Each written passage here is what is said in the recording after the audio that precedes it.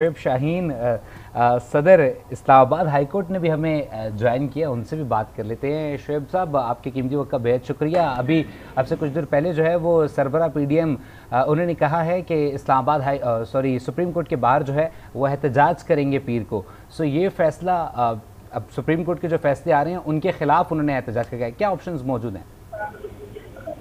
देखिए, मैं समझता हूँ कि अदालतों के फैसलों के ऊपर अगर एहतजाज होने शुरू हो जाएं तो माफिया का फिर क्या काम होगा। ये जमहूरी और ताकतें और रूल ऑफ लॉ पे बिलीव करने वाली ताकतें ऐसी बात कर सकती हैं?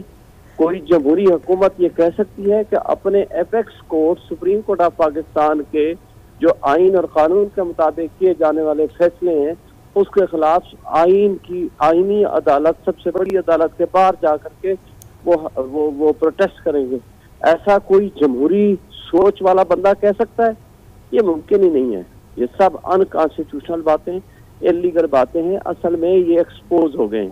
इन्होंने ऐसा माहौल क्रिएट करना था ताकि law and order situation create हो। जिस तरह इनको पहले किडनैप किया, फिर उसके बाद जाकर गिरफ्तारी डाल दी। पर्पज इनका सिर्फ ये था कि law and order situation create करके हम कोई ऐसा इशू क्रिएट कर सकें ताकि हम इमरजेंसी में जाएं और इमरजेंसी लगा के इलेक्शन का इल्तवा कर सकें। ये मुमकिन ही नहीं है इस तरह करना, और सुप्रीम कोर्ट ने इनकी उम्मीदों पे पानी फेर दिया।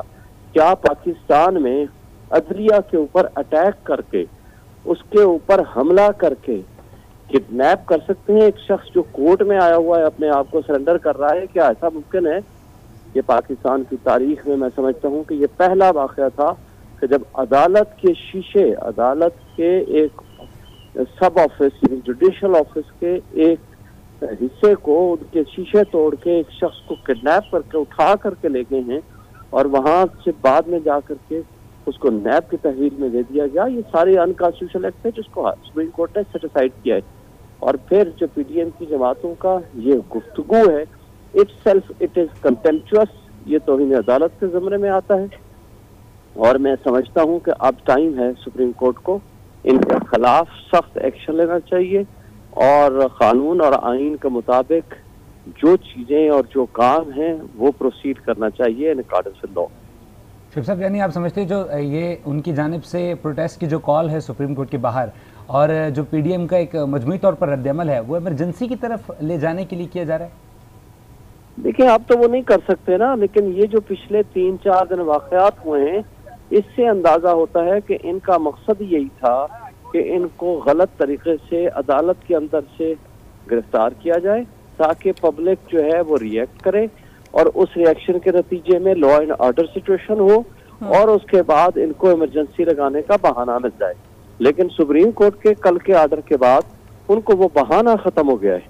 इस बात की इनको तकलीफ है, दैट इज द रीजन कि वो चाहते हैं कि जनाब सुप्रीम कोर्ट ने आइन और कानून की बालादस्ती और अदलिया की तौकीर की खातिर जो फैसला किया है वो उसको खत्म किया जाए या इनके खिलाफ प्रोटेस्ट किया जाए। अब इनके पास इमरजेंसी लगाने का कोई बहाना या कोई पर्पस या कोई मकसद है ही नहीं।